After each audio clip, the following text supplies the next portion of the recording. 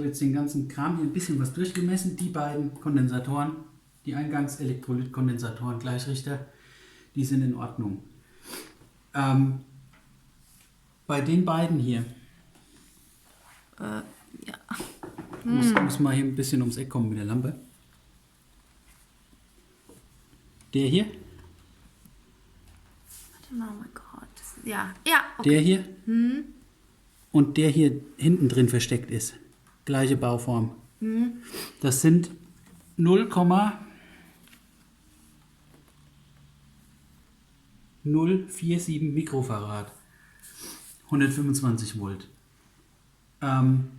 Die beiden messe ich hier mit Durchgang. Ich weiß nicht, ob das von der Schaltung kommt, aber die beiden haben Durchgang. Das könnten Folienkondensatoren sein, die durch sind. Das denke ich. Und die muss man dann quasi Die austauschen. müssten wir dann eigentlich austauschen, weil, Teil vom Resümee noch, Ja. hier vorne, das ist meinem Empfinden nach Stromversorgung, Niedervolt Gleichstrom, für die Röhrenheizung oder sonst was. Den habe ich hier mit 40 Ohm gemessen, den Widerstand hier. Den mit 1 Kilo Ohm. Und bei den Lötstellen haben wir richtig Hitzeentwicklung gekriegt. Richtig fett Hitzeentwicklung. Und zwar sind das unter anderem auch Lötstellen, die direkt von diesen Elektrolytkondensatoren kommen. Deswegen hatte ich gedacht, dass die vielleicht kaputt sein könnten, aber die sind gut. Nur hier sieht man die Hitzeentwicklung in dem Bereich. Ansonsten die Röhrenheizungen funktionieren alle. Alle Röhren glühen. Nur, was hattest du gemeint, dass das magische Auge, magische Ja, Band reagiert Band. nicht. Also leuchtet nicht. Also könnte damit was zu tun haben. Ja.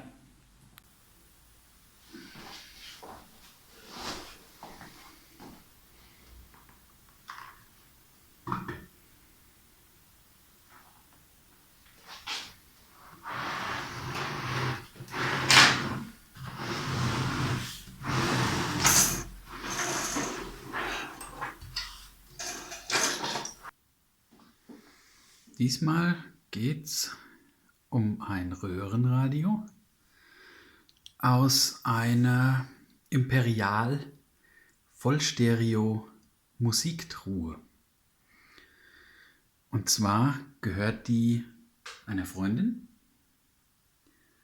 und sie hat immer das Radio benutzt, um tagsüber Musik zu hören.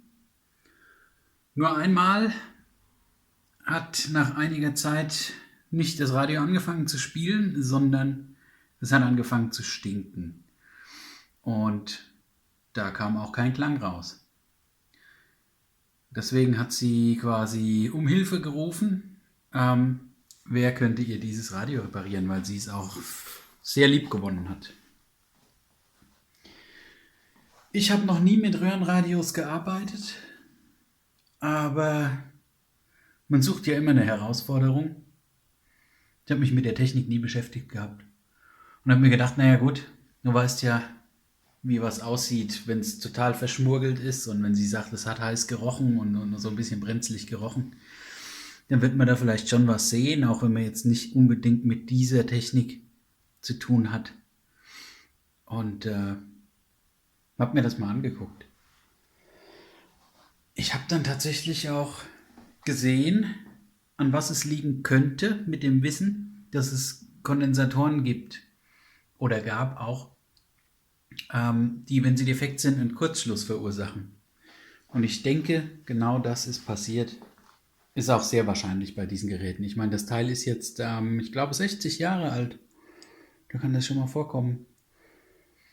Als allererstes würde ich das Gerät allerdings sauber machen. Ich werde natürlich dann probieren, alle Kondensatoren, die getauscht werden müssen, zu tauschen, weil wieso sollten die anderen besser sein als die beiden, die ich jetzt für defekt diagnostiziert habe.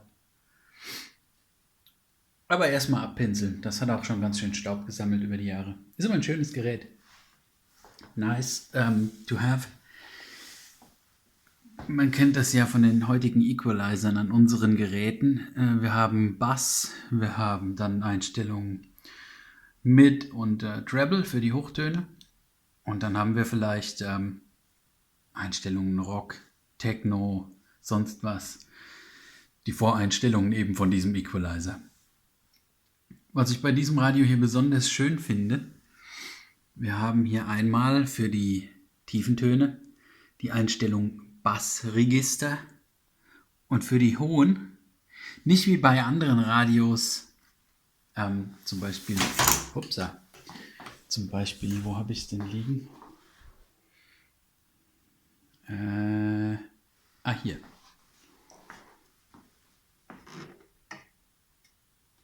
Zum Beispiel haben wir da die Einstellung, stell scharf, Höhen. So wie man das jetzt vielleicht frei auf Deutsch übersetzt einfach. Ich meine, es sind die Bässe und die Höhen. Es sind nicht die Tiefen und die Höhen, es sind die Bässe und die Höhen. Und hier heißt das nicht Höhenregister, sondern es heißt Sopranregister. Ich meine, das kommt eben vom Singen her, so wie ich das verstehe. Ja. Naja, wir werden mal sehen. Jedenfalls hat dieses Gerät ein magisches Band, das wohl auch nicht funktioniert hatte, nicht mehr geleuchtet hatte, nachdem da was passiert war. Dieser Zwischenfall mit dem Gestinke. Und ich werde mal sehen, ob ich das Radio wieder hinkriege. Wird schon schief gehen. Aber erstmal sauber machen.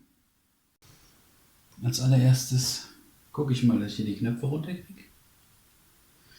Das sind kleine Madenschräubchen drin. Ich zeige das mal eben.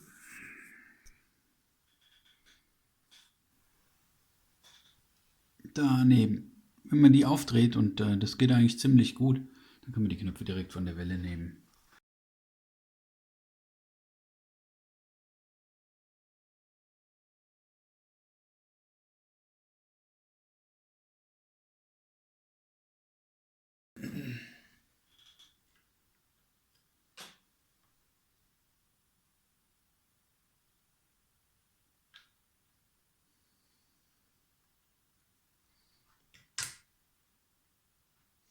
Schönes Radio.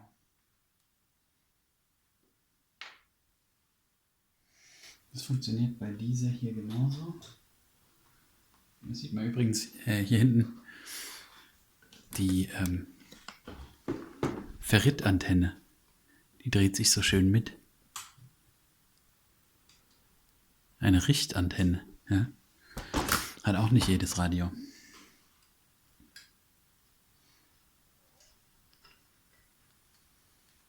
So.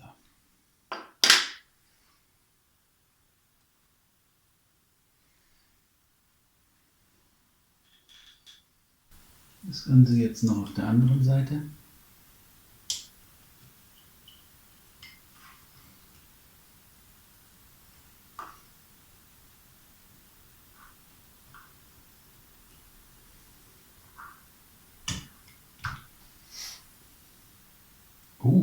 Fett.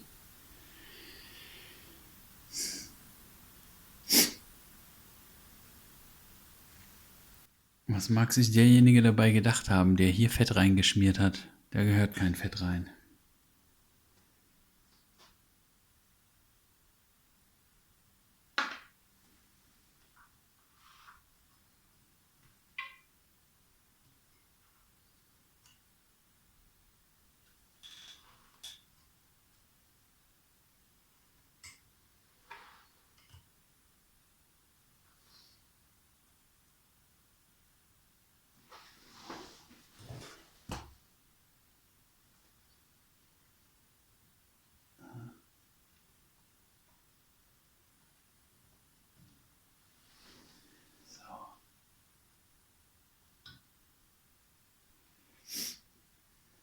Da gehört wirklich kein Fett rein.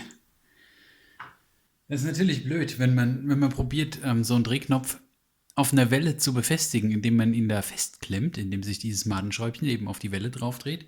Aber gleichzeitig ist das Teil gefettet.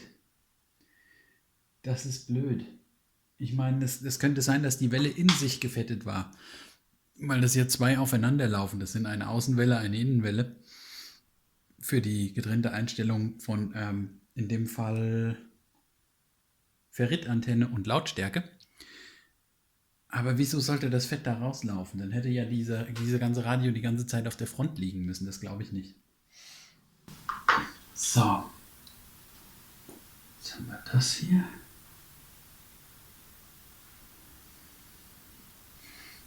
Das dürfte federbelastet sein.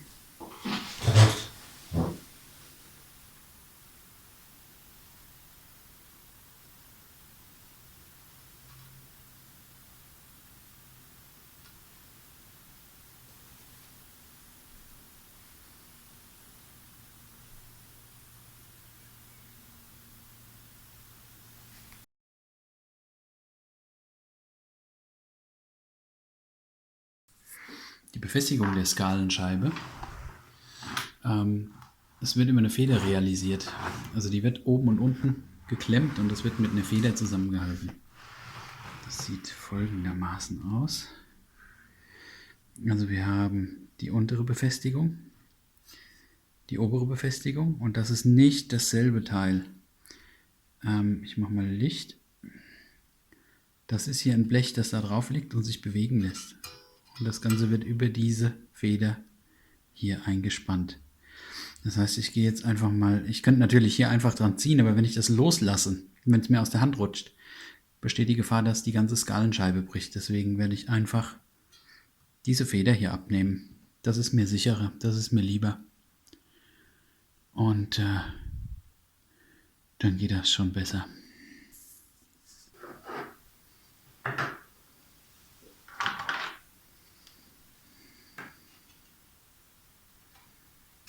Ist sowieso nicht ganz drin. Die gute Feder. Das passt mir noch nicht so. Das passt mir noch nicht so. Da ist ganz schön Zug drauf.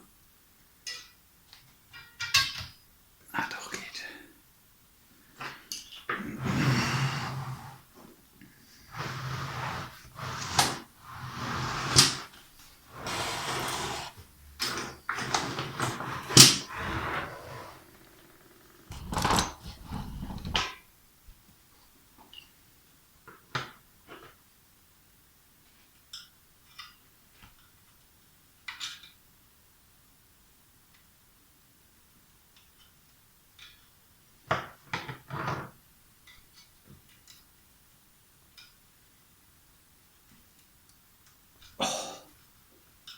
Lecker Wärme.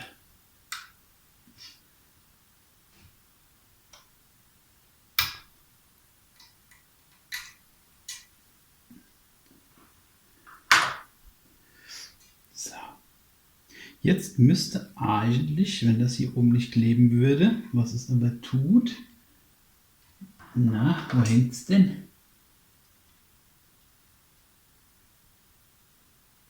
Keiner weiß es. Eigentlich müsste sich das jetzt bewegen lassen.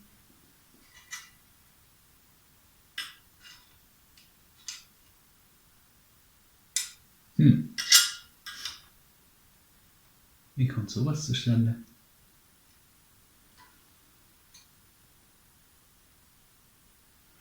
Wo klemmt das denn jetzt?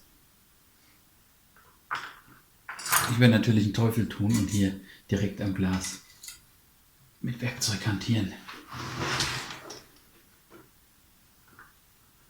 Was passiert denn hier?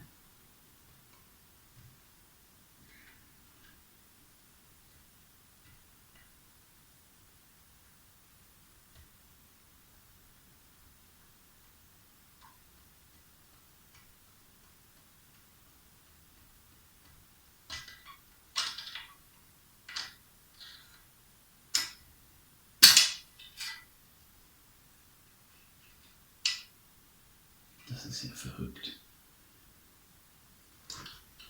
Das hat er geklemmt.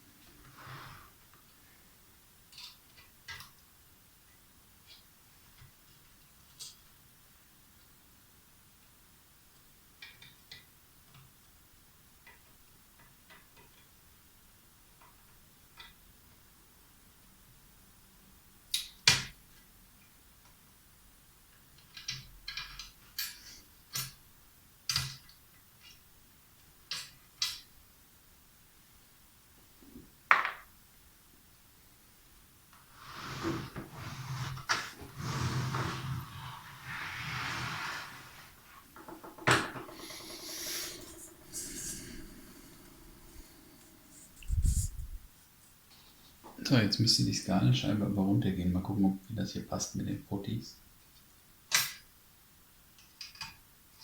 Ah, wunderbar. Wunderbar.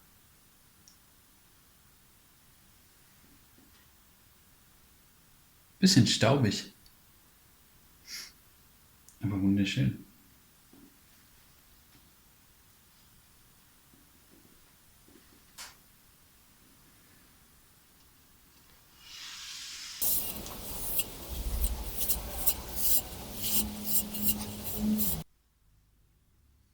Der hängt ganz schön der Dreck drauf.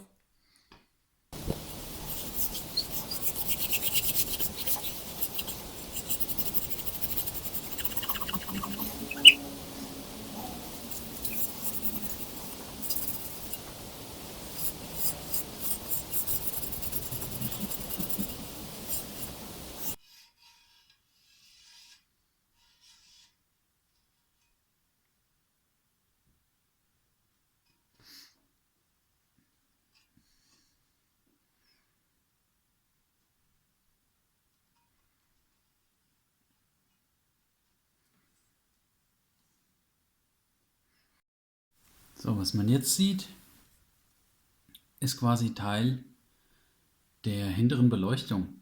Und das wird einfach benutzt als Diffusor sozusagen, um das Licht der einzelnen oder der beiden Glühbirnen, die hinten dran sind, einfach zu verteilen auf auf die ganze Breite der Skalenscheibe.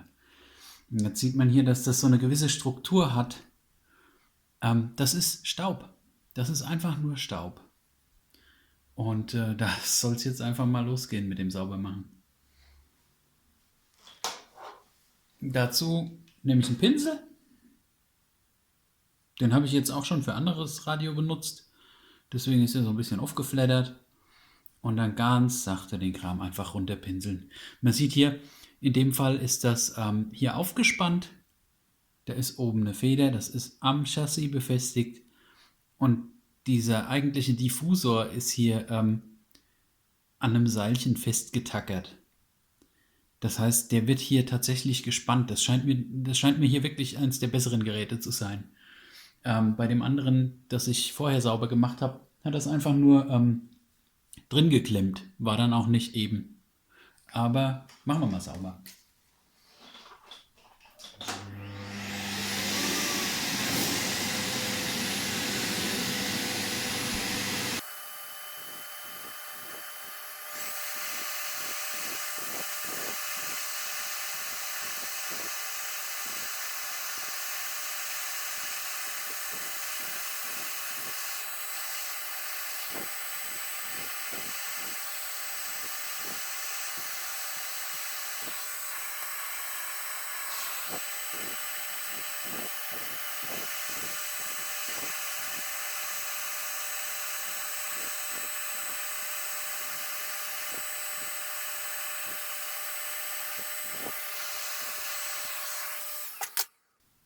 Und jetzt ist der Hintergrund dieser Diffusor wieder schön sauber. Ein bisschen das Fett wegmachen.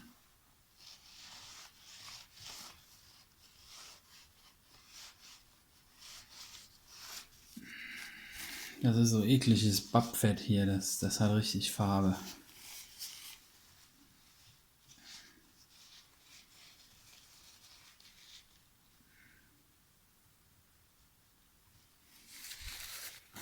So, jetzt ist es von vorne schön sauber. Die Bedienelemente waren ja sowieso ziemlich sauber. Ganz einfach, weil man da auch super drankommt. Ich meine, das Gerät hat ja nicht in der Garage gestanden, das stand in einem Wohnzimmer. Das wurde natürlich sauber gehalten äußerlich. Innerlich kann man jetzt niemandem vorwerfen, weil wer macht schon sein Radio auf, um es von innen zu reinigen?